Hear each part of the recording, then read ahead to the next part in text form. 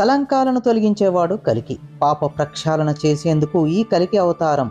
ఎందుకంటే ఈ కలియుగంలో ధర్మం ఒక పాదం మీదే నడుస్తుంది. పాపాత్ములను నశింపజేసి ధర్మాన్ని కాపాడేందుకు 8 దివ్య శక్తులతో 8 విశిష్ట గుణాలతో విరాజిల్లే కలికి తెల్లని గుర్రంపై వస్తాడు. తన తపశ్శక్తితో పరమేశ్వరుని మెప్పించి ఆయుధ వాహనాదులను పొంది సహస్రాధిక శక్తిమంతుడై కలియుగంలో అధర్మాన్ని రూపుమాపి 4 పాదాలపై నిలిచే కలికి ధర్మాన్ని స్థాపించనంతనే కలియుగం అంతమై తిరిగి కృతాయుగం ప్రారంభమవుతుంది. కృతాయుగం రాగానే కలికి తల్లిదండ్రులు బదిరికాశ్రమంలో నివసిస్తారు. వారికి మరణం లేదు. ఇరువురు కలికితో వైకుంఠానికి చేరుకుంటారు. కలియుగాంతంలో దుష్టుల వెంటపడి సంహరించే కలికి అల్లాడుతూ పరుగులు పెడుతున్న సాధు ప్రజలను కూడా వెంటపడి మరీ కాపాడుతాడని విష్ణు పురాణం చెబుతోంది. కలికి ఇరువురు పుత్రులు ఉంటారు. వారితో ధర్మపాలన చేయిస్తాడు. ధర్మం 4 పాదాల స్థిరంగా నిలిచిన తర్వాత యోగ శక్తితో దేహాన్ని విడిచి శ్రీహరిగా వైకుంఠం చేరుకుంటాడు.